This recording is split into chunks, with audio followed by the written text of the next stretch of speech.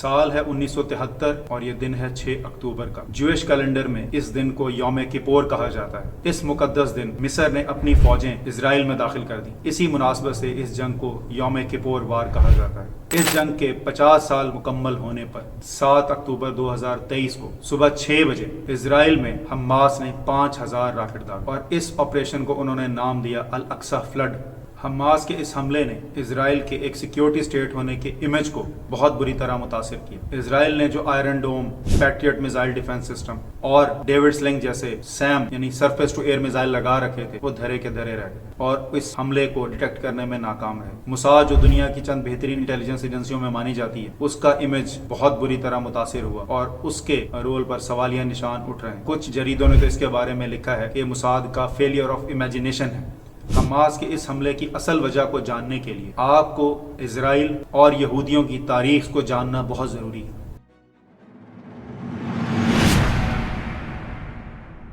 بسم اللہ الرحمن الرحیم۔ رب اشرح لی صدری ویسر لی امری واحلل عقدۃ من لسانی یفقہوا قولی۔ یروشلم لفظ کی ایٹمالوجی 2 سیمیٹک ورڈز ارو اور سلیم سے مل کر بنا ہے۔ ارو جس کا مطلب ہے ہاؤس اور سلیم جس کا مطلب ہے سلامتی یعنی پیس، یعنی کہ ہاؤس آف پیس۔ اور یہ اس وقت جب کینانائٹ مذہب کے لوگ یہاں پہ رہتے تھے اور کینانائٹ میں شلم کا مطلب ہوتا ہے گاڈ آف ٹوائلائٹ۔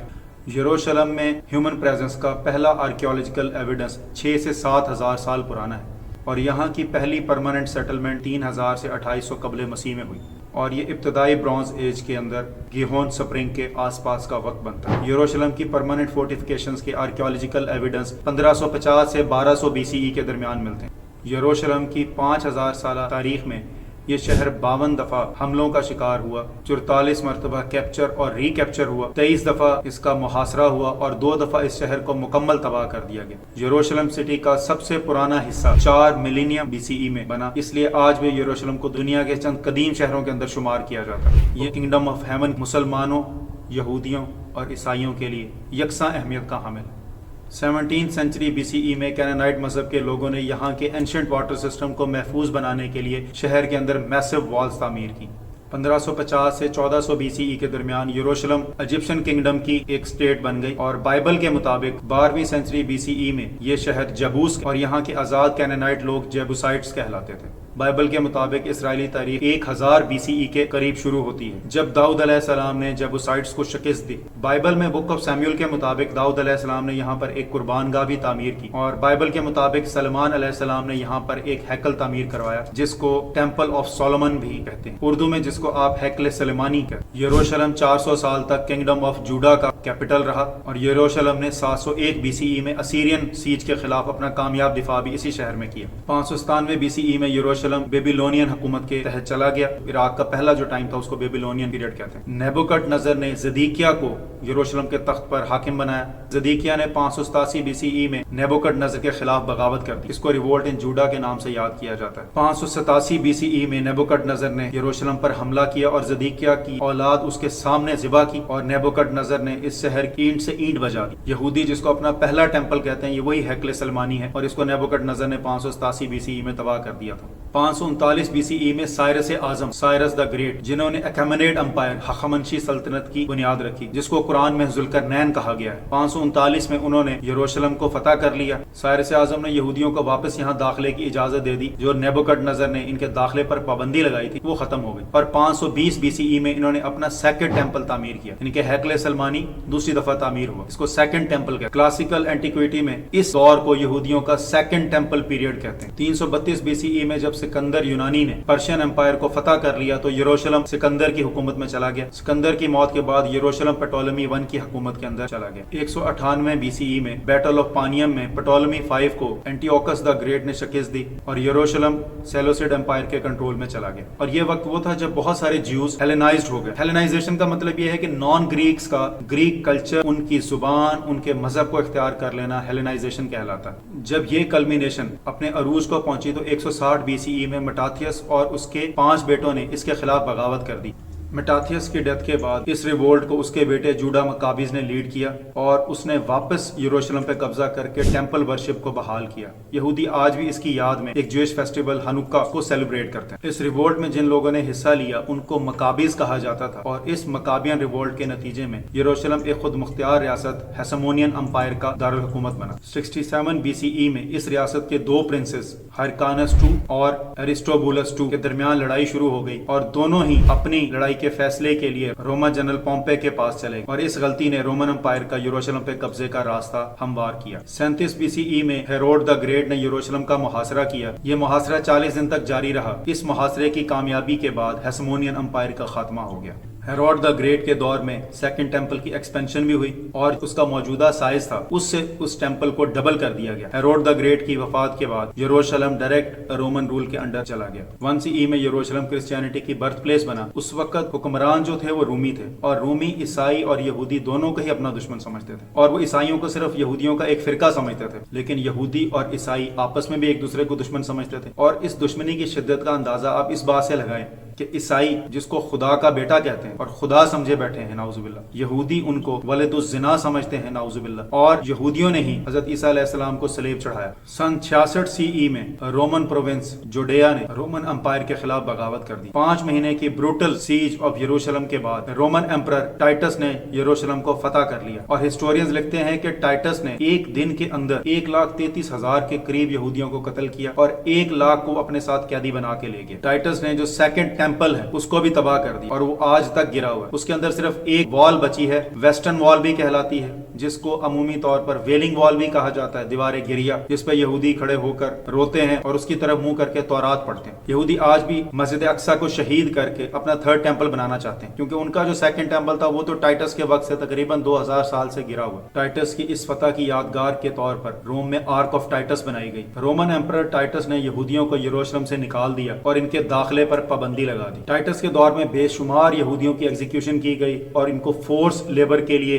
इस्तेमाल किया गया और जो ताकतवर यहूदी थे उनको ये कोलोसियम्स में ले जाते थे ग्लेडिएटर्स के तौर पे, और जो यहूदी बचे वो पूरी दुनिया में फैल गए। जिसका जहां ठिकाना बना उसने वहीं रिहाइश इख्तियार कर ली। रोमन एम्परर टाइटस के इस हमले के बाद यहूदियों को अर्ज़े फलस्तीन से निकाल दिया गया और यहाँ से इनके 2000 साला डायस्पोरा का आगाज होता है। डायस्पोरा यानी इनका दौर इंतशार। इसी डायस्पोरा में बनु कैनका, बनु नजीर और बनु कुरैजा ये तीनों यहूदी कबाइल भी मदीना में आकर आबाद हो। टाइटस के दौर में यरूशलेम क्योंकि मुकम्मल तौर पर तबाह हो गया था, इसलिए यरूशलेम को रोमन्स ने दोबारा तामीर किया और इसका नाम एलिया कैपिटिलोना रखा और यहाँ पर रोमन इंस्टीट्यूशंस, उनके फोरम और टेम्पल्स बनाए गए। ये यहूदियों के डायस्पोरा की पहले 300 साल की कहानी और इन पहले 300 सालों में यहूदी और ईसाई आपस में लड़ते रहे, लेकिन 312 ईस्वी में ईसाइयों को एक एज मिला क्योंकि कॉन्स्टेंटाइन द ग्रेट ने ईसाइयत कबूल कर ली और इसके पीछे पूरी रोमन एम्पायर ईसाई हो गई। उस वक्त तो यही था, जो बादशाह का मजहब होता है वो रियाया का मजहब होता है। कॉन्स्टेंटाइन द ग्रेट ये वही बादशाह है जिसको कुस्तंतीन आजम भी कहते हैं, जिसने शहर कॉन्स्टेंटिनोपल तामीर करवाया और इसको बैजेंटीन एम्पायर का दारुल हुकूमत बनाया। उर्दू में इस शहर को कुस्तुनतुनिया कहा जाता है, जिसे आज इस्तांबुल के नाम से जाना जाता है और ये शहर तुर्की में मौजूद है। कॉन्स्टेंटाइन ने एडिक्ट ऑफ मिलान साइन की, जिसके जरिए क्रिश्चियनिटी को रोमन एम्पायर के अंदर लीगलाइज कर दिया गया और इसने अपनी माँ हेलीना को एक पिलग्रिमेज पर भेजा। इस पिलग्रिमेज पर हेलीना ने उस जगह को रिकॉग्नाइज कर लिया जहां पर हजरत ईसा अलैहिस्सलाम को सूली चढ़ाया गया और इसी जगह पर चर्च ऑफ होली स्पेल्चर बनाया गया और हेलीना ने यह दावा भी किया कि उसको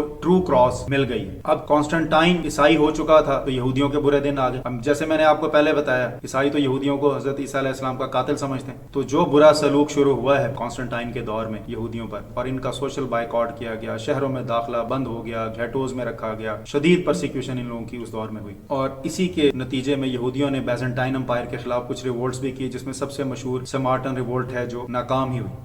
614 CE में रोमन एम्पायर के खिलाफ सैसानिड्स कॉन्क्वेस्ट ऑफ जेरूशलम कामयाब हो गई और यरूशलेम रोमन्स के हाथ से निकलकर ससानी हुकूमत के पास चला गया। अब क्योंकि यहूदियों ने ससानियों की मदद की थी इस फतह के अंदर, तो वो भी शहर में दाखिल हो गए और फिर उन्होंने बैजेंटाइन एम्पायर के दौर के मजालिम का बदला लिया और हजारों ईसाई, औरतें, बच्चे, बूढ़े उन्होंने कत्ल कर दिए और ईसाइयों के मकामात मुकद्दसा को भी तबाह कर दिया, जिसमें चर्च ऑफ होली स्पेल्चर भी शामिल है। By the way, church of Holi स्पेल्चर को आप यूं समझ लें क्रेडल ऑफ क्रिश्चियनिटी समझते हैं ईसाई इसको। लेकिन यहूदियों की ये बगावत और ये साजिश बहुत शॉर्ट लिव्ड साबित हुई क्योंकि रोमन एम्परर हेराक्लिस ने यरूशलेम को दोबारा फतह कर लिया।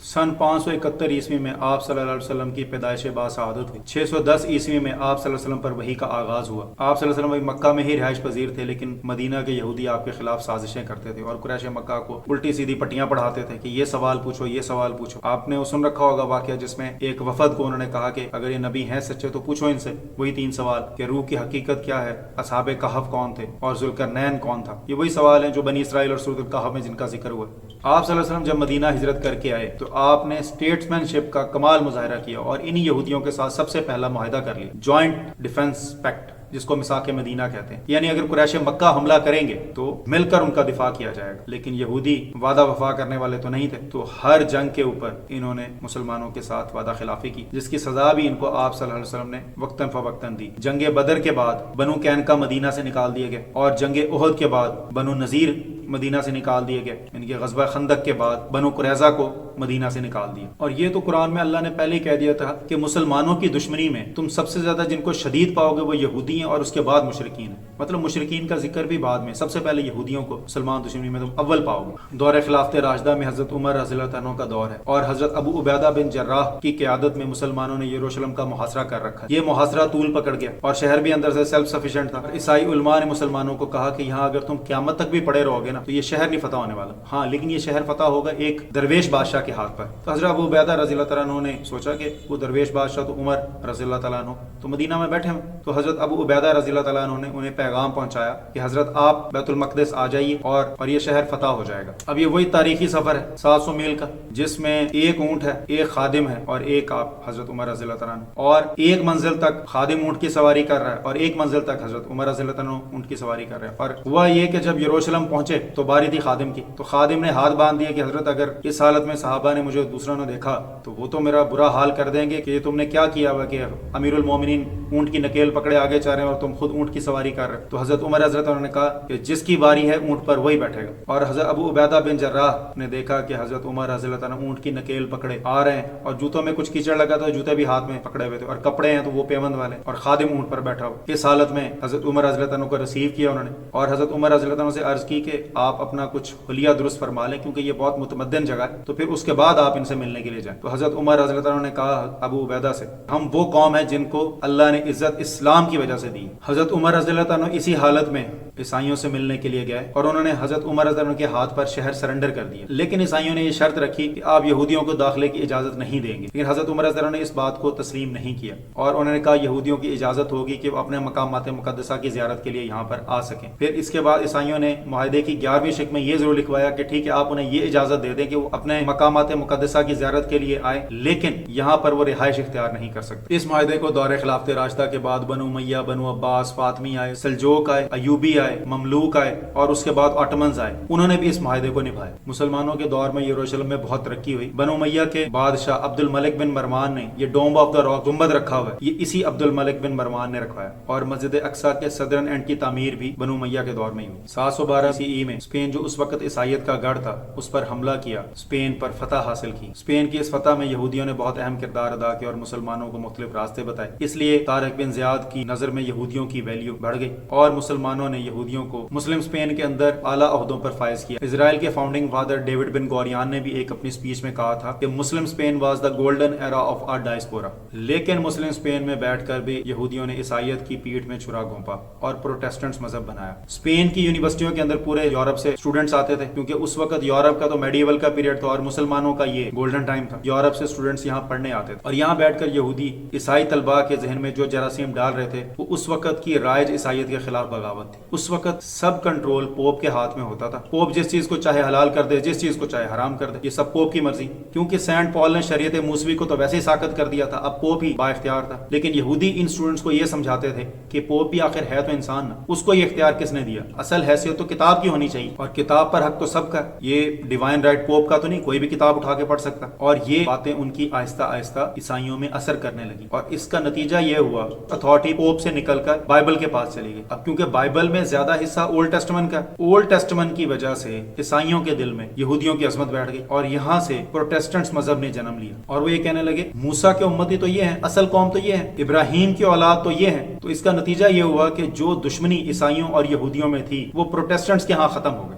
بنو عباس اور فاطمید کا دور بھی یہودیوں کے لیے اچھا ہی رہا۔ اب اس پر فرسٹ ملینیم کا اختتام ہوتا ہے اور سیکنڈ ملینیم کا آغاز ہوتا ہے، اور سیکنڈ ملینیم میں کروسیڈز کا آغاز ہوا، صلیبی جنگیں۔ 1071 میں یروشلم سلجوقوں کی حکومت میں شامل ہے۔ یروشلم کا گورنر ارتک بے، جس کی موت 1091 میں ہو جاتی اور اس کے بیٹے اس کا تخت سنبھال لیتے ہیں۔ اگست 1098 میں فرسٹ کروسیڈ کی آمد کا سن کر سلجوق یروشلم سے ڈسٹریکٹ ہو کر اپنے اسٹرانگ ہولڈ سیریا کی طرف زیادہ توجہ دیتے ہیں، اور اس طرح فاطمیوں کو موقع مل جاتا ہے یروشلم پر قبضہ کرنے کا، اور فاطمید یروشلم کا محاصرہ کر لیتے ہیں۔ اور یہاں سے آغاز ہوتا ہے کروسیڈز کا، جو 1095 میں شروع ہوئی اور 1291 تک جاری رہی۔ 1095 میں پوپ اربن II نے اپنی شعلہ بیانیوں سے پورے یورپ میں آگ لگا دی، اور پوری یورپ سے اس نے فوج کٹھی کی صلیبی جنگ کے لیے، اور یہ فوج 3000 میل کا سفر طے کر کے یروشلم پہنچی، اور راستے میں جو چیز آتی تھی اس کو تباہ کر دیتے تھے۔ فرسٹ کروسیڈ یروشلم میں فاطمیوں اور کروسیڈرز کے درمیان لڑی گئی۔ کروسیڈرز کو گاڈفرے آف بولیون نے لیڈ کیا۔ فرسٹ کروسیڈ میں فتح کروسیڈرز کی ہوئی، اور ویسٹرن ہسٹورینز لکھتے ہیں کہ جب یہ کروسیڈرز یروشلم میں داخل ہوئے ہیں اور انہوں نے مسلمانوں اور یہودیوں کا اتنا قتل عام کیا ہے، کروسیڈرز کے جو گھوڑے تھے ان کے گھٹنوں تک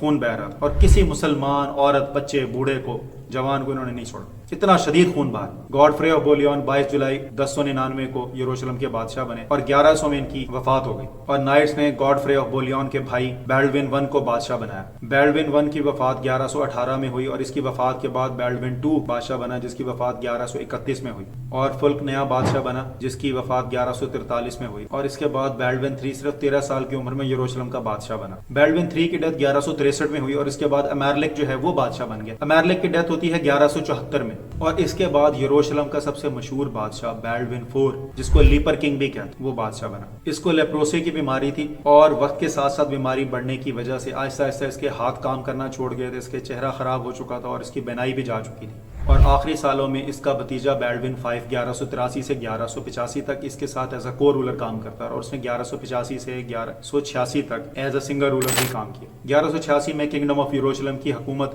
گائے آف لوزینان اور اس کی وائف سبیلا کے ہاتھ میں چلی گئی، اور اب یہ سال ہے 1187، اور ذکر آتا ہے ہمارے سلطان صلاح الدین ایوبی رحمۃ اللہ علیہ کا، جو بیٹل آف حتین میں کروسیڈرز کو شکست دے چکے ہیں۔ یروشلم کا بادشاہ گائے آف لوزینان اور اس کے ٹاپ کمانڈرز اس وقت سلطان کی قید میں ہیں، اور رینلڈ آف چیٹلون کا سر سلطان نے خود اپنے ہاتھوں سے قلم کیا۔ یہ منظر دیکھ کر یروشلم کا بادشاہ گائے آف لوزینان ڈر گیا، اور اس کو لگا شاید سلطان اس کو بھی قتل کر دیں گے، لیکن سلطان نے اس کو کہا ایک بادشاہ دوسرے بادشاہ کو قتل نہیں کیا کرتا۔ اس کے بعد گائے آف لوزینان کو دمشق جیل بھیج دیا گیا، جہاں سے اس کو 1188 میں رہائی ملی۔ بیٹل آف حتین کے بعد 20 ستمبر 1187 کو سلطان نے یروشلم کا محاصرہ کر لیا۔ سلطان کا یہ محاصرہ 13 دن تک جاری رہا، اور اس کے بعد یروشلم فتح ہو گیا، اور یروشلم کی فوج کے کمانڈر بیلڈون آف آئبلین نے سلطان کے ہاتھ پر سرنڈر کر دیا۔ سلطان نے تمام فوجیوں اور تمام عیسائی آبادی کی جان و مال کی حفاظت کی ذمہ داری لی، اور تمام کو وہاں سے نکلنے کے لیے سیف پیسج بھی دیا۔ اس پر بیلیان نے کہا کہ جب عیسائی یروشلم میں داخل ہوئے تھے اور انہوں نے مسلمانوں کا اتنا قتل عام کیا تھا، یہ سین کنگڈم آف ہیون جو فلم ہے اس کے اندر بھی فلمایا گیا۔ جب بیلیان سلطان کو کہتا ہے کروسیڈرز یروشلم میں جب داخل ہوئے تو انہوں نے تمام مسلمان بچوں، عورتوں اور بوڑھوں کو قتل کر دیا تھا۔ اس پر سلطان جواب دیتے ہیں آئی am Salahuddin, I am the man of my word. 1145 کے اندر Pope Eugene III second crusade کا اعلان کرتا ہے اور یورپ میں سے فوج کٹھی کرتا ہے، لیکن یہ کروسیڈ بری طرح ناکام ہوئی۔ 29 اکتوبر 1187 کو تیسری کروسیڈ کا آغاز ہوتا ہے، جسے انگلینڈ کا بادشاہ Richard the line heart lead کرتا ہے اور یروشلم پر بھی اٹیک کرتا ہے۔ اس تھرڈ کروسیڈ کا اختتام ٹریٹی آف جافا پر ہوا، اور اس ٹریٹی کے مطابق یروشلم مسلمانوں کے ہی زیر کنٹرول رہتا ہے۔ 1198 عیسوی میں پوپ انوسنٹ III چوتھے کروسیڈ کا اعلان کرتا ہے۔ 1217 میں پانچواں کروسیڈ شروع ہوتا ہے، جسے Frederick II of Germany lead کرتا ہے۔ 1228 میں شروع ہونے والے چھویں کروسیڈ کو بھی فریڈرک II آف جرمنی نے ہی لیڈ کیا۔ 1248 میں ساتواں کروسیڈ شروع ہوتا ہے، جس کو لوئی IX آف فرانس نے سٹارٹ کیا۔ 1270 میں آٹھواں اور آخری کروسیڈ شروع ہوتا ہے، جس کو لوئی IX نے ہی لیڈ کیا، اور 1291 میں یہ تمام کروسیڈز اپنے اختتام کو پہنچے۔ ففتھ کروسیڈ کے ٹائم پہ 1219 میں ایوبی گورنر شریف الدین معظم یروشلم کی تمام دیواریں گرانے کا حکم دے دیتا ہے، اس ڈر سے کہ کہیں شہر کروسیڈرز کے ہاتھ میں نہ چلا جائے اور بعد میں وہ اس کو فورٹیفائی کر لیں، اس ڈر سے وہ تمام دیواریں گرا دیتا ہے۔ 1229 میں ایوبی سلطان الکامل کے ساتھ ایک معاہدے کی وجہ سے یروشلم فرائیڈے 2 کے ہاتھ میں چلا جاتا ہے. یہ وہی فرائیڈے 2 ہے جس کا میں نے آپ کو بتایا اس نے 5ویں کروسیڈ سٹارٹ کی تھی. فرائیڈے 2 10 سالہ معاہدہ کرتا ہے الکامل کے ساتھ کہ 10 سال تک کوئی دیواریں تعمیر نہیں کی جائیں. 1239 میں جیسے ہی معاہدہ کا وقت ختم ہو تو فرائیڈے 2 نے شہر کی فورٹیفیکیشن کے لیے دوبارہ دیواریں بنانا شروع کر دی جسے کرک کے امیر الناصر داؤد نے گروا دیا. 1243 میں کرسچنز یروشلم کے اندر دوبارہ سٹرانگ ہو جاتے ہیں اور وہ شہر کی دیواروں کو تعمیر کر دیتے ہیں. 1244 میں یروشلم پر خوارزمی سلطنت کا قبضہ ہو جاتا ہے لیکن وہ زیادہ عرصہ چلتا نہیں قبضہ. 1247 کے اندر ایوبی سلطنت دوبارہ اس شہر پر اپنا قبضہ کر لیتی. 1250 کے آس پاس ایوبی سلطنت جب کمزور پڑنے لگتی ہے تو یہاں ایک نئی سلطنت ابھر کے سامنے آتی ہے جو مملوک سلطنت کہلاتی ہے. 1260 میں یروشلم پر مملوک سلطنت کا قبضہ ہو جاتا ہے جو 1516 تک قائم رہا. مملوک سلطنت کے زیر انتظام یروشلم کی بہت ڈیولپمنٹ ہوئی. یہاں پر ہسپتال، لائبریریاں، مدارس، مساجد اور بے پناہ انفراسٹرکچر تعمیر کیا گیا. مملوک سلطنت کے زیر انتظام یہودیوں کو بھی اپنی عبادت گاہوں میں آنے کی اجازت تھی. 1267 میں ایک یہودی پریس نے یہاں کا سفر کیا اور اس نے یہاں پہ ایک سینیگوگ تعمیر کروایا جو آج بھی اس کے نام سے منسوب ہے. اس کو ریمبن سینیگوگ کہتے ہیں اور یہ آج بھی یروشلم کے اندر سیکنڈ اولڈسٹ ایکٹیو سینیگوگ ہے. سینیگوگ بائی دا وے یہودیوں کی عبادت گاہوں کو کہتے ہیں. 1516 میں یروشلم کو آٹومان امپائر نے فتح کر لیا اور ارلی آٹومن پیریڈ کے اندر سب سے شاندار دور سمجھا جاتا ہے وہ سلمان دی میگنیفیسنٹ کا دور سمجھا جاتا ہے. اس کے دور میں تمام مذاہب کو یروشلم میں ایکول پریکٹس کی اجازت تھی اور عالم یہ تھا کہ ایک ہی سڑک کے اوپر سینیگوگ، چرچ اور مسجدیں قائم تھیں. 1700 میں ایک جوئش پریچر جوڈاس ہی ہیسڈ جوئش لوگوں کا سب سے بڑا وفد لے کر یروشلم پہنچا اور یہاں پر اس نے حروا سینیگوگ تعمیر کروایا جو 18ویں صدی تک یہودیوں کے لیے مین سینیگوگ کے طور پر کام کرتا رہا. 1948 میں عرب لیجن نے اس سینیگوگ کو تباہ کر دیا تھا اور 2010 میں اسرائیل نے اس حروا سینیگوگ کی دوبارہ تعمیر کروائی. 1703 میں نقیب الاشرف نے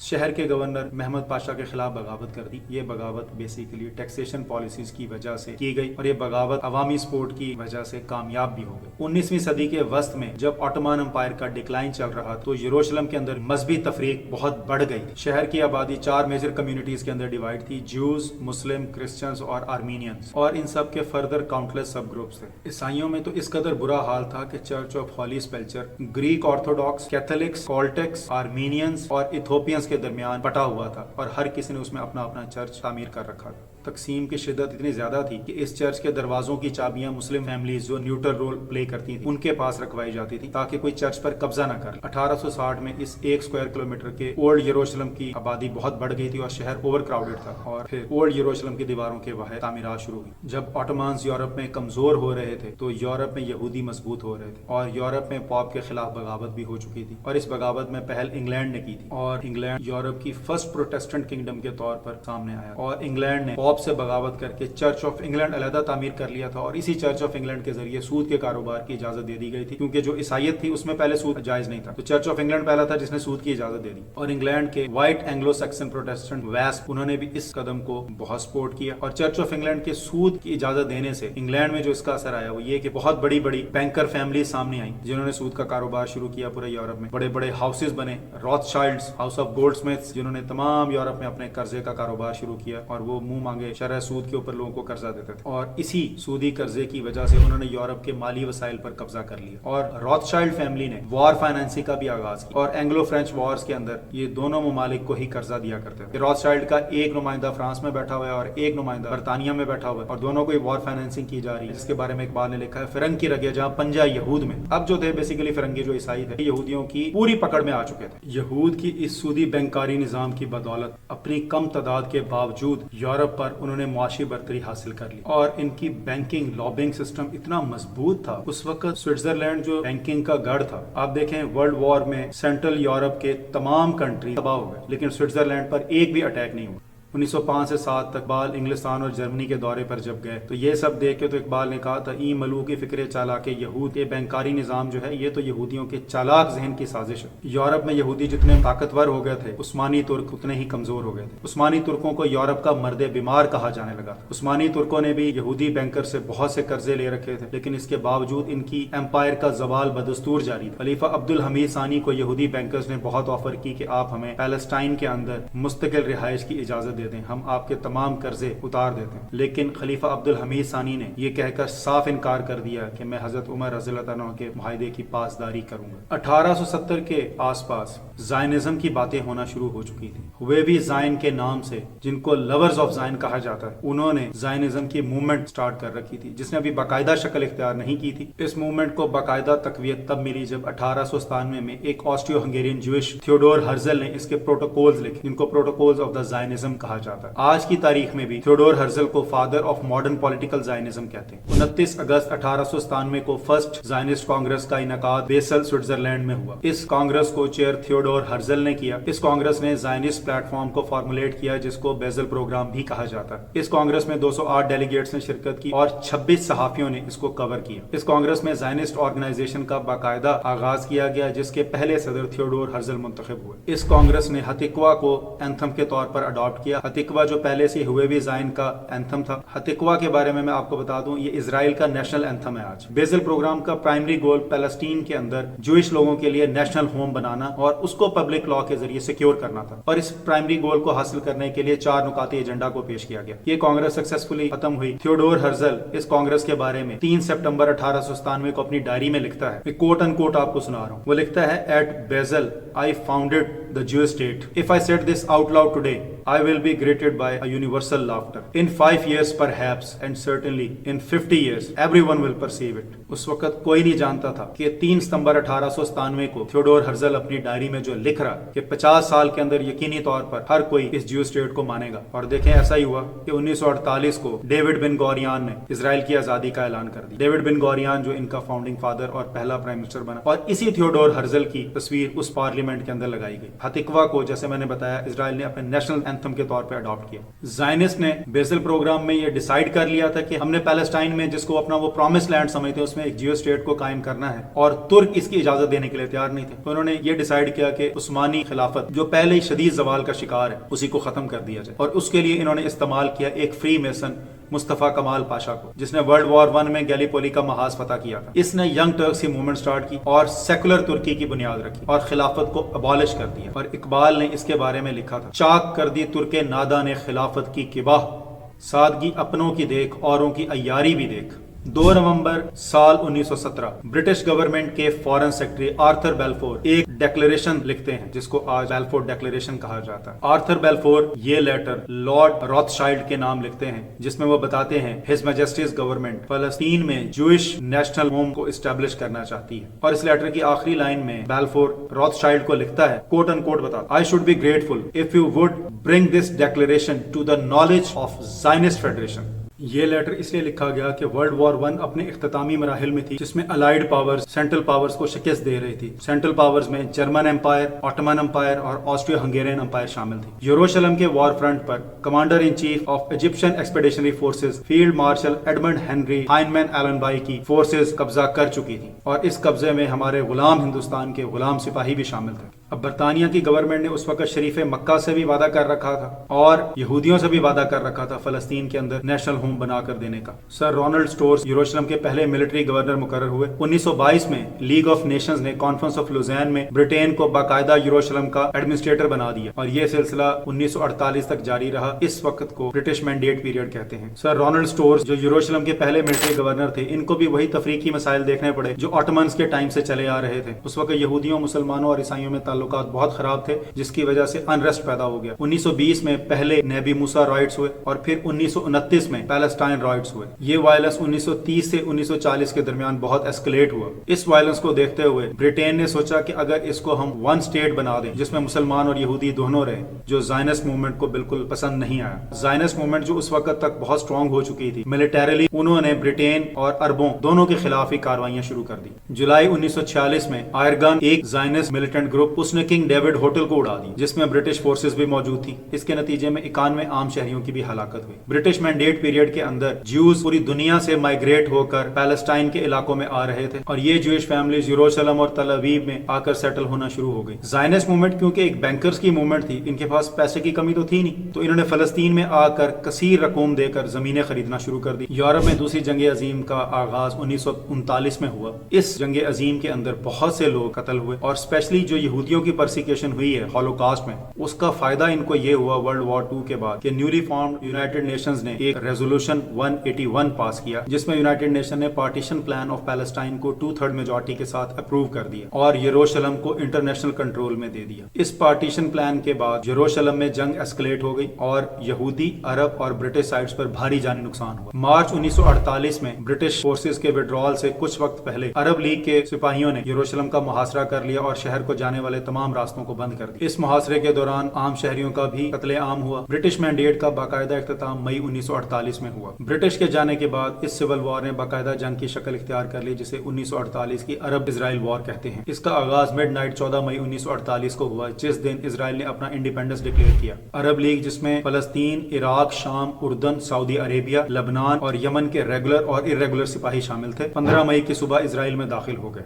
یہ جنگ 9 مہینے تک جاری رہی جس کا اختتام 10 مارچ 1949 کو ہوا۔ یہ جنگ برٹش مینڈیٹ، سینائی پیننسولا اور صدرن لبنان کے علاقوں میں زیادہ شدت سے لڑی گئی اور اس جنگ میں دونوں اطراف سے 20,000 کے قریب لوگ لقمہ اجل بنے۔ فرسٹ عرب اسرائیل وار کا نتیجہ یہ نکلا کہ اسرائیل UN کے پارٹیشن پلان کے مطابق جو اسٹیٹ کے علاقوں پر قابض رہے گا اور 60% علاقہ جو عرب اسٹیٹ کے لیے مختص تھا اس پر بھی اسرائیل کا قبضہ تصور کیا جائے گا، جس میں جافا، لیڈا، رملہ، اپر گیلیلی، نجب ڈیزرٹ کا کچھ ایریا، تل اویو سے یروشلم تک ایک وائڈ اسٹرپ اور ویسٹ یروشلم کا کنٹرول اسرائیل کے پاس چلا گیا۔ ایسٹ یروشلم کا کنٹرول ٹرانس جارڈن کے پاس ہی رہا۔ اب اس جنگ میں سٹارٹ میں عربوں کا پلڑا بہت بھاری تھا لیکن آہستہ آہستہ اسرائیل کا پلڑا بھاری ہوتا گیا۔ 24,000 کی ٹوٹل فوج میں سے زیادہ فوج تو اردن کی تھی۔ اب ہوا یہ کہ اردن نے جو ویسٹ بینک کا علاقہ لے لیا اور اردن نے ڈیل کر لی اور اردن کے لوگ تو کہتے ہیں کہ اٹ واز اے فونی وار۔ اس جنگ کے بعد پلان ڈیلٹ کا آغاز ہوا جس کو ڈیوڈ بن گوریان ڈائری میں لکھتا ہے۔ یہ بلو پرنٹ تھا پیلسٹینین لوگوں کی ایتھنک کلینزنگ کا کہ ہم وہ گاؤں کے گاؤں ایکسٹرمینیٹ کرتے گئے اور ایکسپینشن پلان کے تحت نئی سیٹلمنٹس بناتے گئے۔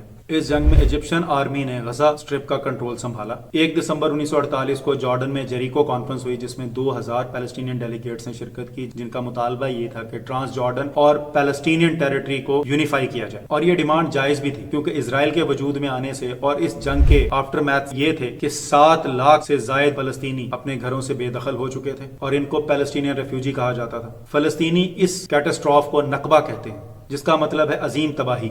وہ فلسطینی آج بھی اپنے گھروں کی چابیاں اپنے ساتھ رکھے ہوئے ہیں کہ ہم یہاں سے گھر لاک کر کے آئے تھے اور کبھی شاید ہمیں واپس جانے کا موقع ملے گا۔ 1949 میں اس جنگ بندی کا باقاعدہ معاہدہ ہوا۔ 23 جنوری 1950 کو اسرائیل نے ایک ریزولوشن پاس کی اور یروشلم کو اپنا دارالحکومت ڈکلیئر کر دیا جو UN کے اوریجنل پارٹیشن پلان کی کھلی خلاف ورزی تھی۔ اسرائیل اور عرب کنٹریز کے درمیان یہ ٹینشنز دوبارہ 1956 میں اس وقت بڑھ گئی جب اسٹریٹ آف تیران کے معاملے پر اسرائیل نے مصر پر حملہ کر دیا اور وجہ یہ تھی کہ مصر نے اسرائیل کے لیے میری ٹائم پیسج کو بند کر دیا تھا اور نتیجتاً UN ایمرجنسی فورسز کی اسرائیل اور مصر کے بارڈر پر ڈپلائمنٹ ہوئی اور اسرائیل کے لیے میری ٹائم پیسج کو دوبارہ اوپن کر دیا گیا اور اسی مسئلے نے 1967 میں دوبارہ تب شدت اختیار کی جب مصر کے صدر جمال عبد الناصر اسٹریٹ آف تیران کو اسرائیل کے لیے دوبارہ بند کرنے کا اعلان کر دیا۔ جمال عبد الناصر کو روس کی حمایت حاصل تھی اور اسرائیل کو امریکہ کی حمایت حاصل تھی۔ ذہن میں رکھیں کہ یہ وقت ہے کولڈ وار کا اور کولڈ وار کے یہ دونوں میجر پلیئرز دنیا میں کسی بھی جگہ کو میدان جنگ بنانے کے لیے تیار رہتے تھے۔ جمال عبد الناصر نے اپنی فوج کو اسرائیل کے بارڈر پر ڈپلائی کر دیا اور UN ایمرجنسی فورسز کو وہاں سے نکال دیا۔ 5 جون 1967 کو UN ایمرجنسی فورسز کے ایویکویشن پروسیس کے دوران اسرائیل نے مصر پر ایریل اٹیک سٹارٹ کر دیا۔ اس جنگ کو تاریخ میں 6 ڈے وار کہا جاتا ہے۔ اس سرپرائز اٹیک سے مصر کے ایریل ایسٹس کو شدید نقصان پہنچا اور مصر کی ایئر ڈومیننس بالکل ختم ہو گئی۔ اب فضا میں اسرائیل کی ایئر ڈومیننس قائم ہو چکی تھی اور اس کے ساتھ ہی اسرائیل نے اپنی گراؤنڈ فورسز موبلائز کی اور سینائی پیننسولا اور غزہ اسٹرپ پر زمینی حملہ بھی کر دیا اور جنگ کے 6ویں روز اسرائیل نے سینائی پیننسولا پر مکمل قبضہ کر لیا تھا۔ جارڈن نے اس جنگ سے صرف 1 ہفتہ پہلے اسرائیل کے ساتھ ڈیفنس پیکٹ کیا تھا لیکن جارڈن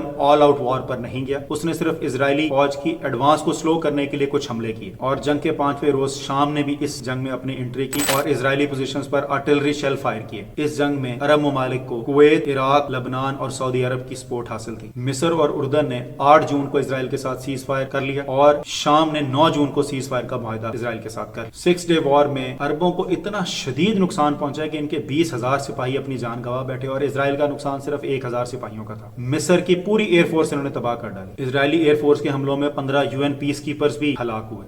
6 ڈے وار میں اسرائیلی ایئر فورس نے US کے نیول شپ USS لبرٹی پر بھی اٹیک کیا جس میں 34 سیلر جان سے گئے اور 171 شدید زخمی ہوئے۔ اس جنگ میں اسرائیل نے کلیئر وکٹری حاصل کی اور شام سے اس نے گولان ہائٹس کا علاقہ لے لیا، اردن سے اس نے ویسٹ بینک کا علاقہ لے لے لیا جس میں ایسٹرن یروشلم بھی شامل تھا، اور مصر سے اس نے سینائی پیننسولا اور غزہ اسٹرپ کا علاقہ لے لیا۔ اس جنگ کے نتیجے میں تقریباً 3 لاکھ فلسطینی اور 1 لاکھ شامی گولان ہائٹس، ویسٹ بینک اور سینائی پیننسولا کے علاقوں سے بے دخل کیے گئے۔ 22 نومبر 1967 کو UN نے ریزولوشن 242 پاس کیا جس میں اسرائیل کو ان علاقوں سے نکل جانے کے لیے کہا گیا تھا جو اس نے 6 ڈے وار میں قبضہ کیے تھے۔ اس جنگ کے بعد جمال عبد الناصر نے سوئز کینال کو بند کر دیا جو 1975 تک بند رہی، اور 1974 سے 75 تک سوئز کینال کلیئرنس آپریشن کیا گیا اور اس کے بعد سوئز کینال کھولی گئی۔ جولائی 1967 سے اگست 1970 تک وار آف ایٹریشن اسرائیلی کنٹرول سینائی پیننسولا کے اندر لڑی گئی، اور اس جنگ کا اختتام سیز فائر معاہدے پر ہوا۔ سینائی پیننسولا کا کنٹرول اسرائیل کے پاس ہی رہا اور بارلیف لائن تشکیل دی گئی۔ جارڈینین فرنٹ پر اس کا نتیجہ بلیک سپٹمبر کی صورت میں نکلا۔ بلیک سپٹمبر کو جارڈینین سول وار بھی کہتے ہیں، جس میں جارڈن اور PLO آمنے سامنے تھے۔ جارڈن کی جانب سے حسین بن طلال اور PLO کی جانب سے یاسر عرفات لیڈ کر رہے تھے۔ اس جنگ کا مین فیز تو 16 سپٹمبر سے 27 سپٹمبر تک رہا، لیکن اس جنگ کا مکمل خاتمہ 17 جولائی 1971 کو ہوا۔ اسرائیل نے 20 مارچ کو جارڈن کے علاقے کرامے میں ایک ملٹری آپریشن سٹارٹ کیا۔ اسرائیل کا دعویٰ یہ تھا کہ کرامے میں فدائیین کے کیمپس ہیں اور یہاں پر یاسر عرفات موجود ہیں جن کو وہ پکڑنا چاہتے تھے۔ اس آپریشن کا نتیجہ یہ نکلا کہ کرامے میں 175 بلڈنگز مسمار ہو گئی، اور اسرائیل نے دعویٰ کیا کہ ہم نے کرامے کیمپ کو تباہ کر دیا ہے، لیکن وہ یاسر عرفات کو پکڑنے میں ناکام رہے اور UN کے پریشر کی وجہ سے ان کو وہاں سے وڈرا کرنا پڑا۔ اور 24 مارچ کو UN سیکیورٹی کاؤنسل نے ایک ریزولوشن پاس کیا جس کو ریزولوشن 248 کہتے ہیں، جس میں اسرائیل کے سیز فائر معاہدے کی خلاف ورزی اور ملٹری طاقت کا بیجا استعمال کرنے کو یونانیمسلی کنڈیم کیا گیا۔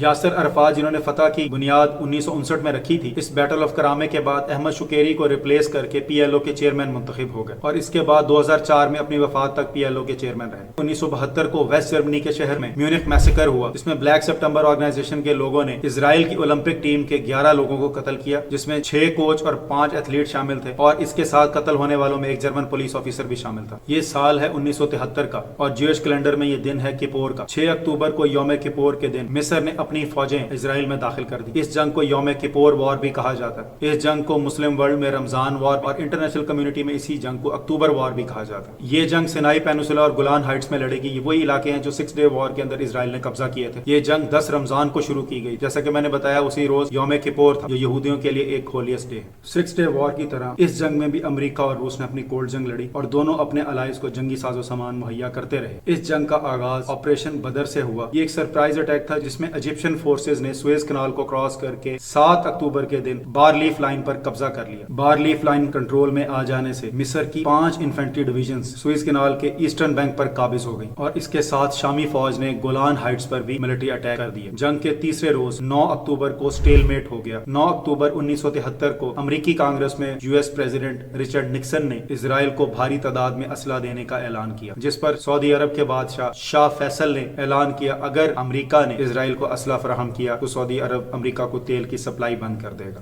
یوم کپور وار میں سٹیل میٹ ہو جانے کی وجہ سے شامی فوج کو پری وار سیز فائر لائن پر جانا پڑا، اور اسرائیل نے پھر کاؤنٹر آفینسو لانچ کر دیا، اور اسرائیلی آرمی شام کے دارالحکومت دمشق کے آؤٹ اسکرٹس تک اپنے آرٹلری شیلز فائر کر رہی تھی۔ 22 اکتوبر کو اقوام متحدہ نے جنگ بندی کا معاہدہ طے کروا دیا، لیکن اسرائیلی فوج نے سیز فائر معاہدے کی خلاف ورزی کی اور ایجپشن 3rd آرمی کو مصر کے دارالحکومت قاہرہ کے 100 کلومیٹر دائرے کے اندر لے گئے۔ اب کیونکہ سوویت یونین مصر کو سپورٹ کر رہا تھا تو اسرائیل کے اس ایکشن کی وجہ سے سوویت یونین اور امریکہ کے درمیان تعلقات بہت بگڑ گئے، اور دونوں ممالک نے 25 اکتوبر کو مل کر سیز فائر امپوز کرایا، اور اس سیز فائر کے نتیجے میں جنگ اپنے اختتام کو پہنچی۔ یوم کپور وار سے 6 ڈے وار کا بدلہ تو پورا نہ ہوا، لیکن عرب ممالک اور اسرائیل دونوں پر نفسیاتی اثر اس جنگ کا بہت گہرا ہوا۔ اسرائیل جو 1967 کی 6 ڈے وار کے بعد اپنی میسو آپریشنل اور ٹیکنیکل اچیومنٹس کو ہی سب کچھ سمجھتا تھا، اب اس جنگ کے بعد اس کو سمجھ آ گئی تھی کہ وہ عرب اسٹیٹس کو ہمیشہ ڈومینیٹ نہیں کر سکتا۔ اس چینج آف مائنڈ سے اسرائیل پیلسٹائن پیس پروسیس کا آغاز ہوا۔ 22 نومبر 1974 کو UN جنرل اسمبلی نے ریزولوشن 3236 پاس کیا جو فلسطین کے عوام کے رائٹ ٹو سیلف ڈٹرمنیشن کو ریکگنائز کرتا ہے اور UN کے ساتھ PLO کے کانٹیکٹ کو آفیشیٹ کرتا ہے۔ اس کا کچھ ٹیکسٹ میں آپ کو کوٹ ان کوٹ سنا دیتا ہوں۔ UN General Assembly affirms right to self determination without any external interference and the right to national independence and sovereignty and the right to return to their homes and property. 4 September 1975 کو مصر اور اسرائیل کے درمیان Sinai interim agreement sign ہوا، جس کے مطابق دونوں ممالک کے درمیان تمام معاملات کو پرامن طریقے سے حل کیا جائے گا اور سینائی پیننسولا کو ڈی ملٹرائز کر دیا جائے گا۔ مصر اور اسرائیل کے بارڈر کے درمیان UN بفر زون قائم کیا جائے گا۔ 10 نومبر 1975 کو اقوام متحدہ کی جنرل اسمبلی ریزولوشن 3379 کو پاس کرتی ہے۔ اس ریزولوشن کے مطابق Zionism is a form of racism and racial discrimination. Discrimination. لیکن انفارچونیٹلی یہ ریزولوشن 16 دسمبر 1991 کو ریووک کر دیا جاتا. 17 دسمبر 1978 کو کیمپ ڈیوڈ اکارڈ سٹارٹ ہوئے جس میں مصر کے صدر انور سادات اور اسرائیلی وزیر اعظم میناچم بیگن نے شرکت کی. یہ مذاکرات پہلے 12 دن تک خفیہ طور پر کیمپ ڈیوڈ میں جاری رہے. ان مذاکرات کو اس وقت کے امریکی صدر جمی کارٹر نے ہوسٹ کیا تھا اور انہی مذاکرات کی بدولت 1978 میں انور سادات اور اسرائیلی وزیر اعظم بیگن کو نوبل پیس پرائز دیا گیا. ان مذاکرات سے ایجپٹ اسرائیل پیس ٹریٹی کا راستہ بھی ہموار ہوا. یہ ٹریٹی 26 مارچ 1979 کو سائن کی گئی. اس کے بنیادی نکات میں سینائی پینیسولا کو ڈی ملٹرائز کرنا، اسٹریٹس آف تیران اور گلف آف عقابہ کو انٹرنیشنل واٹرز تسلیم کرنا اور اسرائیل کے بحری جہازوں کی آمد و رفت کو سوئز کنال میں یقینی بنانا شامل تھا. اور اس پیس ٹریٹی کا لاسٹ پوائنٹ یہ تھا کہ اسرائیل آکوپائڈ ٹیریٹریز میں سے اپنی فوج کا انخلا کرے گا اور فلسطینی عوام کو مکمل خود مختاری دے گا. مگر اسرائیل نے اس آخری شرط پر عمل نہیں کیا جس کی وجہ سے بعد میں اوزلو اکارڈز بھی ہوئے.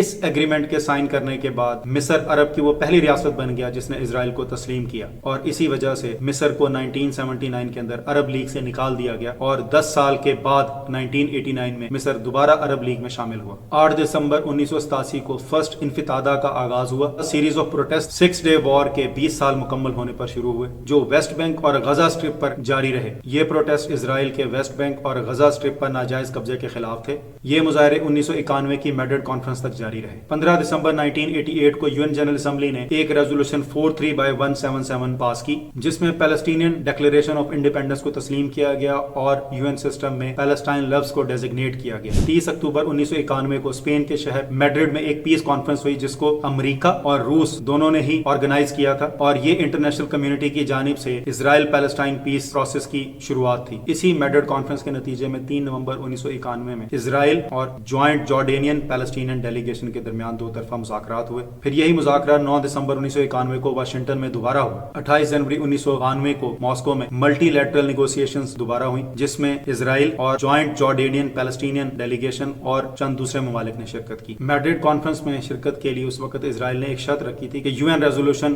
3379 کو منسوخ کیا جائے. یہ وہی ریزولوشن ہے جو بتاتا ہے Zionism is a form of racism and racial discrimination. اور 16 دسمبر 1991 کو یو این جنرل اسمبلی کے ریزولوشن 44/86 کی ساتھ ریزولوشن 3379 کو منسوخ کر دیا گیا. یہ نیا ریزولوشن اس وقت کے امریکی صدر جارج بش سینئر کے دباؤ کی وجہ سے لایا گیا اور اس کو یو این جنرل اسمبلی سے پاس بھی کروا لیا گیا. یہ جارج بش سینئر کے الفاظ میں آپ کو جو اس نے اوپننگ سپیچ میں کہا میں آپ کو کوٹ اینڈ کوٹ بتاتا ہوں. U N general assembly resolution 3379 the so called Zionism is a racism resolution mocks this pledge and the principles upon which the United Nations was founded and I call now for its repeal. Zionism is not a policy, it is the idea that led to the creation of a home for Jewish people, to the state of Israel, and to equate Zionism with intolerable sin of racism is to twist the history and forget the terrible plight of the Jews in World War II and indeed throughout the history. To equate Zionism with racism is to reject Israel itself. اس level کے اوپر George W H Bush نے pressure ڈالا United Nations کے اوپر اور United Nations کی General Assembly سے اس کو پاس کروا لیا اور وہ ریزولوشن جو سوچ سمجھ کر اس وقت آزادی رائے کے ساتھ پاس ہوا تھا اس کو منسوخ کر دیا. یہ ہیں ڈبل سٹینڈرڈز ہمارے اقوام متحدہ کے بھی اور انٹرنیشنل کمیونٹی کے بھی. جو ہم کہتے ہیں نا کہ international community U N general Assembly کی اسپیچز اور یہ سارا کچھ آپ کچھ کہتے رہے بیٹھ کے آپ سارے 1.5 ارب مسلمان ایک طرف ہو جائیں امریکہ اٹھے گا یو این سیکورٹی کاؤنسل کے اندر ویٹو کر دے گا. آپ کا تو کوئی ایک ملک بھی نہیں ہے یو این سیکورٹی کاؤنسل میں. 13 سپتمبر 1993 کو پیئر آف ایگریمنٹس ہوتے ہیں پی ایل او اور اسرائیل کے درمیان جن کو اوزلو اکارڈز کہا جاتا ہے. اس کی خفیہ میٹنگز پہلے اوزلو ناروے میں سٹارٹ ہوئی تھی اس لیے ان کو اوزلو اکارڈز کہا جاتا ہے. پہلا اوزلو اکارڈ 1993 میں واشنگٹن ڈی سی میں ہوا جس کو اس وقت کے امریکی صدر بل کلنٹن نے ہوسٹ کیا. اس اکارڈ میں اس وقت کے اسرائیلی وزیر اعظم یتزاک رابین اور پی ایل او کے یاسر عرفات سگنیٹریز تھے. دوسرا اوزلو اکارڈ 1995 میں تابا ایجپٹ میں ہوا. یتزاک رابین کے اس پیس پروسیس میں آنے کی وجہ سے کچھ جو فار رائٹ اسرائیلی نیشنلسٹ تھے ان کو یہ بات پسند نہیں ہے. 4 نومبر 1995 کو ایک لا اسٹوڈنٹ یگال عامر نے جو ایک جوش تھا اس نے اسرائیلی وزیر اعظم یتزاک رابن کو اپنے بریٹا 84F سے 2 گولیاں ماری اور تیسری گولی اس کے باڈی گارڈ کو لگی اور یتزاک رابن ہاسپٹل تک تو پہنچے لیکن بلڈ لاس کی وجہ سے ان کی ڈیتھ ہو گئی. یتزاک رابن وہی تھے جو اوزلو اکارڈز میں اسرائیل کی طرف سے سگنیٹری تھے. اوزلو اکارڈز کا اصل مقصد یو این سیکورٹی کاؤنسل کے ریزولوشن 242 اور 338 کی بنیاد پر فلسطینیوں کے رائٹ ٹو سیلف ڈٹرمنیشن کو انشور کرنا تھا اور دونوں ممالک کا ایک دوسرے کو ریکگنائز کرنا بھی اسی پروسیس میں شامل تھا. اگر اوزلو اکارڈز سکسیسفل ہوتے تو پیلسٹائن نے اسرائیل کو ایز اے اسٹیٹ تسلیم کرنا تھا اور اسرائیل نے پیلسٹائن کو ایز اے اسٹیٹ تسلیم کر لینا تھا. اس اوزلو پروسیس سے پی این اے کا قیام ہوا. جس کو پیلسٹائن نیشنل اتھارٹی بھی کہا جاتا ہے، اور عمومی طور پہ اس کو پیلسٹائن اتھارٹی کہا جاتا ہے، اور آفیشلی اس کو اسٹیٹ آف پیلسٹائن بھی کہا جاتا ہے۔ انٹرنیشنل بارڈر سے متعلق اوزلو اکارڈز میں جتنی بھی نیگوسیشن ہوئی وہ ساری اسرائیلی سیٹلمنٹ اور یروشلم کے اسٹیٹس کو لے کر کے ہوئی تھی۔ اس میں پیلسٹینین لوگوں کے right of return to their homes کو نظر انداز کیا گیا تھا، کیونکہ اوزلو اکارڈز میں پیلسٹینین اسٹیٹ کریشن کو پراپرلی ڈیفائن ہی نہیں کیا گیا تھا، اور اس لیے پیلسٹائن کی کثیر عوام نے اس پیس ٹریٹی کو ریجیکٹ کر دیا۔ ایک American Palestinian professor Edward Said اس کو یوں لکھتے ہیں، اوزلو اکارڈز فلسطین کی ٹریٹی آف ورسائی تھی۔ ٹریٹی آف ورسائی وہ تھی جس میں فرسٹ ورلڈ وار کے بعد جرمنز نے سائن کیے تھے جب یہ شکست کھا گئے تھے، اور یہ ٹریٹی آف ورسائی فرانس میں ہوئی تھی، اور جس ٹرین بوگی میں یہ ٹریٹی آف ورسائی کی گئی تھی اس میں جرمن آفیسرز کو بیٹھنے بھی نہیں دیا گیا، فرینچ بیٹھے تھے اور جرمنز کھڑے رہتے۔ لیکن اس کا بدلہ ورلڈ وار 2 میں 1940 کے اندر جب ہٹلر کا قبضہ ہو گیا پیرس میں، تو اس نے وہی ٹریٹی آف ورسائی کا جو ٹرین کا ڈبہ تھا اس کو منگوایا، اور ویسے ہی ٹریٹی سائن کی، جرمنز بیٹھے تھے اور فرینچ کھڑے تھے۔ 28 سپٹمبر 2000 کو اس وقت کے اپوزیشن لیڈر ایریل شیرون نے ٹیمپل ماؤنٹ کا وزٹ کیا، جس کی وجہ سے اسرائیلی پولیس اور فلسطینی عوام کے درمیان مظاہرے شروع ہو گئے۔ Temple Mount which was administered by وقف، آپ اوقاف سمجھ لیں پاکستان میں جیسے ہوتا ہے۔ اس کے اگلے روز فلسطینی عوام اور اسرائیلی پولیس کے درمیان شدید جھڑپیں شروع ہو گئی۔ اس انسیڈنٹ کو الاقصی انفطادہ کے نام سے یاد کیا جاتا ہے، اور یہ 2005 تک جاری رہا، جس میں اسرائیلی فوج نے عام فلسطینی شہریوں کا قتل عام بھی کیا۔ سن 2000 میں 11 سے 25 جولائی تک کیمپ ڈیوڈ سمٹ ہوتا ہے، جس کو اس وقت کے امریکی صدر بل کلنٹن ہوسٹ کرتے ہیں۔ اس میں اسرائیلی وزیر اعظم ایہود باراک اور پیلسٹائن کی طرف سے یاسر عرفات نے شرکت کی، لیکن یہ کیمپ ڈیوڈ سمٹ بغیر کسی معاہدے کے ہی ختم ہو گیا۔ مارچ 2002 میں بیروت سمٹ سے عرب پیس انیشیٹو کا آغاز ہوا، جس کو عرب لیگ نے آرگنائز کیا تھا۔ اس بیروت سمٹ میں کوئی کامیابی نہیں ملی، کیونکہ اسرائیل نے 1967 کی وار سے پہلے کے جو باؤنڈریز تھی اس پر واپس جانے اور پیلسٹینینز کے right of return to their home کو ماننے سے انکار کر دیا۔ 2002 میں پھر یورپی یونین، یونائٹڈ نیشنز، امریکہ اور روس نے ایک پیس انیشیٹو کا روڈ میپ ڈرا کیا۔ اس کو 2003 کے اپریل میں اس وقت ریلیز کیا گیا جب محمود عباس فلسطین کے صدر بنے۔ اس مقصد کے لیے 4 جون 2003 کو اردن میں امریکی صدر جارج بش، فلسطینی صدر محمود عباس اور اس وقت کے اسرائیلی وزیر اعظم ایریل شیرون کے درمیان ملاقات بھی ہوئی۔ 2005 میں اسرائیلی فورسز کے غزہ سٹرپ سے نکل جانے کے بعد الاقصی انفطادہ کا اختتام ہوا۔ اسرائیلی فورسز کے غزہ سٹرپ سے نکل جانے کے بعد حماس کے راکٹ حملوں میں بھی شدت آ گئی، اور یہ شدت آج تک جاری ہے، کیونکہ اسرائیلی فوج نے جو مظالم اور جو وار کرائمز کمٹ کیے، فلسطینی عوام کا قتل عام کیا، تاریخ میں اس کی مثال نہیں ملتی۔ 7 جون 2007 کو حماس اور فتح کے درمیان ایک جنگ شروع ہوئی، جس کو بیٹل آف غزہ بھی کہتے ہیں، جو تقریباً 8 دن تک جاری رہی اور غزہ پر حماس کا مکمل کنٹرول ہو گیا۔ 23 نومبر 2007 کو اینا پولیس کانفرنس ہوئی، جس کو اس وقت کے امریکی صدر جارج بش نے ہوسٹ کیا۔ اس میں اسرائیل کے وزیر اعظم ایہود اولمرٹ اور فلسطینی صدر محمود عباس نے شرکت کی۔ اس کانفرنس کے اختتام پر روڈ میپ فار پیس کے لیے ایک جوائنٹ سٹیٹمنٹ رسمی طور پر دے دی گئی، لیکن اس کانفرنس کا پریکٹیکل اپلیکیشن کچھ بھی نہ ہو سکی۔ ادھر پیس پروسیس ناکام ہو جاتے تھے، اور یہاں اسرائیلی فوج کے مظالم تھے غزہ سٹرپ اور ویسٹ بینک میں ختم ہونے کا نام نہیں لیتے تھے۔ اسی مظالم کی ایک کڑی میں سے 28 فروری 2008 کو اسرائیلی فورسز نے ایک آپریشن لانچ کیا، جس کا نام تھا ہاٹ ونٹر۔ غزہ کے اندر اس ملٹری آپریشن میں 112 بے گناہ فلسطینیوں کو شہید کیا گیا، اور اسی طرح 2009 میں بھی حماس کے خلاف ایک ملٹری آپریشن لانچ کیا تھا اسرائیلی فورسز نے، جو تقریباً 22 دن تک جاری رہا تھا۔ 16 مئی 2008 کو برطانیہ کے وزیر اعظم ٹونی بلیئر نے پیس ویلی پلان کے نام سے انیشیٹو لیا، جس کا بیسک مقصد اکنامک کوآپریشن تھا، لیکن یہ پلان بھی کامیاب نہیں ہو سکا۔ 27 دسمبر 2008 کو اسرائیلی فورسز نے غزہ میں ایک آپریشن کاسٹ لیڈ کے نام سے لانچ کیا، جس کا مقصد غزہ کی فل سکیل انویژن تھا۔ یہ فوجی حملہ تقریباً 3 ہفتے تک جاری رہا۔ اس حملے میں تقریباً 4000 کے قریب بے گناہ فلسطینیوں کو شہید کیا گیا۔ اس حملے کو مسلم ورلڈ غزہ میسیکر کے نام سے یاد رکھتی ہے، اور حماس اس کو غزوۃ الفرقان کے نام سے یاد رکھتا ہے۔ دسمبر 2006 سے سپٹمبر 2008 تک فلسطینی صدر محمود عباس اور اسرائیلی وزیر اعظم ایہود اولمرٹ کے درمیان تقریباً کوئی 36 دفعہ ملاقات ہوئی، لیکن جو اسرائیلی فوج بمباری اور ظلم غزہ میں کر رہی تھی، اس کے ساتھ یہ پیس ٹاکس کیسے پاسبل ہو سکتے ہیں؟ ایجپشن گورنمنٹ نے بھی اسرائیل اور حماس کے درمیان 2008 میں سیز فائر کرایا، جو صرف 6 مہینے تک کارگر رہا۔ جون 2009 میں امریکی صدر باراک اوباما نے جامعۃ الازہر یونیورسٹی مصر میں خطاب کرتے ہوئے کہا کہ اسرائیلی وزیر اعظم بنجمن نیتن یاہو پہلی دفعہ پیلسٹائن گورنمنٹ کی کنڈیشنل سپورٹ کے لیے تیار ہیں، لیکن اس کے لیے پیلسٹین کو اسرائیل کو تسلیم کرنا ہوگا، یروشلم کو بھی اسرائیل کا دارالحکومت تسلیم کرنا ہوگا، اور اپنے right of return to their homes کو بھی ترک کرنا ہوگا، اور اسرائیل کی ویسٹ بینک میں جو ایکسپینشنز ہیں ان کو بھی جائز تصور کرنا ہوگا۔ اس آفر کو को पैलेस्टीनियंस ने फौरन रिजेक्ट कर दिया था। 2010 में ओबामा गवर्नमेंट ने इसी पीस प्रोसेस को कंटिन्यू करने की कोशिश की और उस वक्त की UN secretary of state Hillary Clinton ने इसी मकसद के लिए इजराइल के दौरे भी किए, लेकिन इन शराइत के साथ पैलेस्टीनियंस का इन पीस प्रोसेस को कबूल कर लेना वैसे ही इम्पॉसिबल था। 2011 में इजराइल ने एक एयर डिफेंस सिस्टम आयरन डोम अपने यहाँ डिप्लॉय किया। इसको इजराइल की दो कंपनियों राफेल एडवांस्ड डिफेंस सिस्टम्स और इजराइल एरोस्पेस इंडस्ट्रीज ने मिलकर बनाया था। इस सिस्टम को शॉर्ट रेंज रॉकेट और आर्टिलरी शेल्स को इंटरसेप्ट करके तबाह करने के लिए डिजाइन किया गया था, जिसकी रेंज 4 किलोमीटर से 70 किलोमीटर तक है। 2011 से आज की डेट तक सिर्फ आयरन डोम के लिए अमेरिका $2.6 बिलियन की फंडिंग इजराइल को कर चुका है। आयरन डोम के अलावा पैट्रियट मिसाइल डिफेंस सिस्टम और David sling surface to air missile Israel ने अपने यहाँ डिप्लॉय कर रखे हैं। नवंबर 2012 में इजरायली फौज ने operation pillar of defence launch किया। गजा में किए गए इस हमले के अंदर तकरीबन 400 फलस्तीनी शहीद हुए। 2012 में यूएन जनरल असेंबली ने एक रेजोल्यूशन 67/19 पास किया, जिसके मुताबिक फलस्तीन को नॉन मेंबर ऑब्जर्वर स्टेट का दर्जा दे दिया गया। ये सेशन 29 नवंबर को मुनक्किद हुआ था और अगर आप जानते हो 29 नवंबर जो है अक़वाम मुत्तहिदा के मुताबिक international day of solidarity with Palestinian people के तौर पे मनाया जाता है। 29 जुलाई 2013 को UN secretary of state John Kerry ने पीस प्रोसेस की दोबारा शुरुआत की, जिसका हमास ने बायकॉट कर दिया। 23 अप्रैल 2014 को फतह और हमास के दरमियान एक एग्रीमेंट साइन हो गया, जिसका मकसद नए इंतखाबात कराना और एक यूनाइट गवर्नमेंट का कयाम था और इसके नतीजे में 2 जून 2014 को नई पैलेस्टीनियन यूनाइट गवर्नमेंट तश्कील पा गई। महमूद अब्बास इस पैलेस्टीनियन यूनाइट गवर्नमेंट के पहले सदर मुंतखब हुए और इजरायली वज़ीर आज़म बेंजामिन नेतन्याहू ने कहा कि मैं किसी ऐसी फलस्तीनी गवर्नमेंट से बात नहीं करूंगा जिसकी बैकिंग पर हमास हो।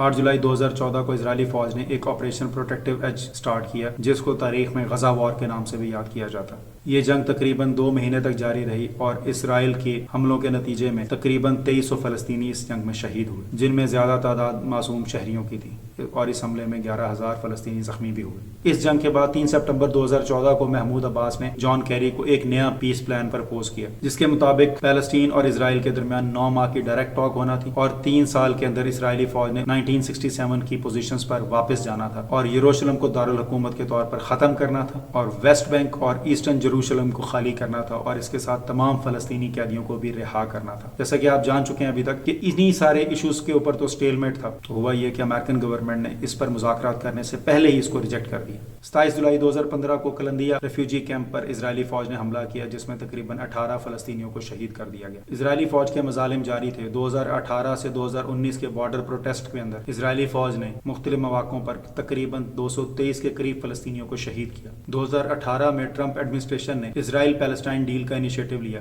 इस डील के अंदर पहले इकोनॉमिक पार्ट को तय किया जाना था और उसके बाद पॉलिटिकल पार्ट को तय किया जाना था, लेकिन हमास ने बहरीन कॉन्फ्रेंस का ही बायकॉट कर दिया। जून 2019 में मुनक्कद होने वाली ये बहरीन कॉन्फ्रेंस, जिसमें ये इकोनॉमिक प्लान अनवील किया गया और इस इजराइल पैलेस्टाइन डील का पॉलिटिकल पार्ट जनवरी 2020 के अंदर अनवील किया गया। इस पीस इनिशिएटिव का नतीजा कोई नहीं निकला, क्योंकि 2017 से ही Palestinian president Mahmood Abbas Trump administration से अपने ताल्लुकात खत्म कर दिए थे, क्योंकि ट्रंप एडमिनिस्ट्रेशन ने यरूशलेम को इजराइल का दारुल हुकूमत तस्लीम कर लिया था और मई 2018 में अमेरिका ने अपना सिफारत खाना भी यरूशलेम में मुंतकिल कर दिया था। 4 फरवरी 2021 को इजरायली फौज ने अल हुम्सा नाम के एक गाँव को सिर्फ इसलिए तबाह कर दिया कि ये गाँव उनकी मिलिट्री फायरिंग रेंज के करीब आबाद था। 7 मई 2021 रमजान का महीना और जुम्मे का दिन, मस्जिद अक्सा में उस वक्त हमला किया गया जब 70,000 नमाजी नमाज अदा कर रहे थे। इजरायली फौज ने नमाजियों को मस्जिद से निकालने के लिए स्टन ग्रेनेड्स भी फायर किए। इससे अगले रोज लैलतुल कदर की रात को भी इजरायली फौज ने स्टन ग्रेनेड फायर किए और वाटर कैनन का भी इस्तेमाल किया। लैलतुल कदर की रात को इजरायली फोर्स ने रबड़ बुलेट्स भी फायर किए, जिसमें 80 लोग शदीद जख्मी हुए। इससे अगले रोज 10 मई को इजरायली फौज ने अपनी फायरिंग जारी रखी, जिसके अंदर 215 लोग शदीद जख्मी हुए। इसके खिलाफ फलस्तीन में जब मुजाहरे शुरू हुए तो 11 मई को वज़ीर आज़म बेंजामिन नेतन्याहू ने इमरजेंसी नाफिज कर दी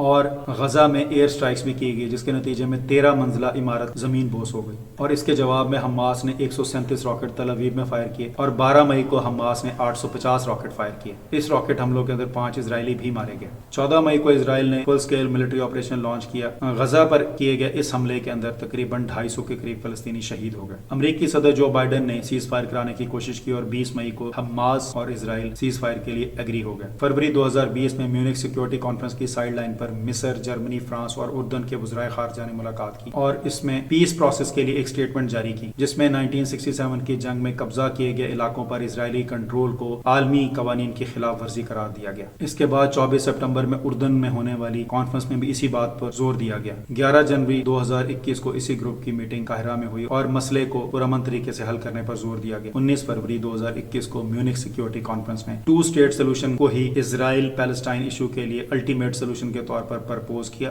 اور اسرائیل کے 1967 کے بعد تمام قبضہ کیے گئے علاقوں پر کنٹرول کو عالمی قوانین کی خلاف ورزی قرار دیتے ہوئے اس کو اسٹرانگلی کنڈیم کیا۔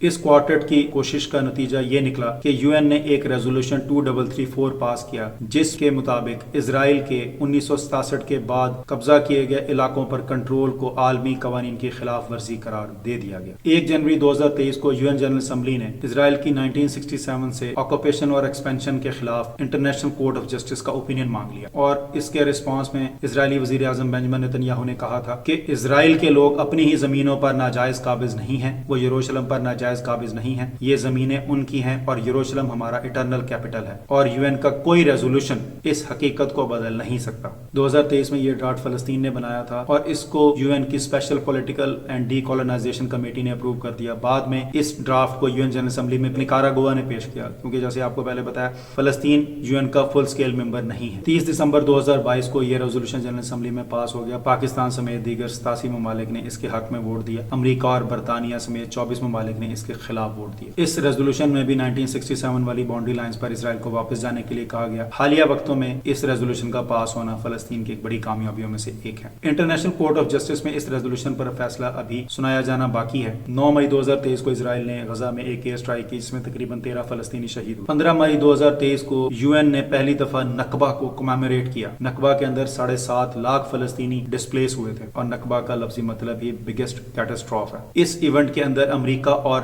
برطانیہ نے اپنے نمائندے نہیں بھیجے۔ اسرائیل کے ایمبیسڈر فار یونائٹڈ نیشنز نے اس ایونٹ کو حقیر، جھوٹا اور اینٹی سیمیٹک بتایا اور فلسطین کے لوگوں پر جھوٹ پھیلانے کا الزام لگایا۔ اور اب دن آتا ہے 7 اکتوبر 2023، جوئش کیلنڈر کے اندر یہ سقوط کا دن ہے، جوئش ہالیڈے۔ یوم کپور وار کو 50 سال مکمل ہو چکے ہیں۔ وقت ہے صبح 6:30 بجے اور حماس نے ایک آپریشن الاقصی فلڈ کا آغاز کیا، جس میں 5000 کے قریب راکٹ اسرائیل میں فائر کیے گئے۔ سوشل میڈیا پر وائرل ہونے والی ویڈیوز میں بخوبی دیکھا جا سکتا ہے کہ کیسے حماس کے فائٹرز پیرا موٹر گلائڈرز کے ذریعے داخل ہوئے اور اس کے علاوہ جو فینس اسرائیل نے لگا رکھی تھی اس کو کیسے بلڈوزر کے ساتھ توڑا گیا۔ حماس کے اس ابتدائی حملے کے اندر بہت سے فوجی، پولیس اور عام شہریوں کو یرغمال بنا لیا گیا اور اس کے علاوہ ایک ڈرون اٹیک میں اسرائیل کے بہترین مرکاوا ٹینک کو بھی تباہ کیا گیا اور بہت سی اسرائیلی ملٹری وہیکلز کو بھی غزہ کے اندر لے جایا گیا۔ حماس کے اس سرپرائز اٹیک نے اسرائیل کی محفوظ ترین ریاست ہونے کا جو امیج تھا اس کو بری طرح شیٹر کر دیا اور موساد جو اپنے آپ کو دنیا کی بہترین ایجنسی بتاتی ہے،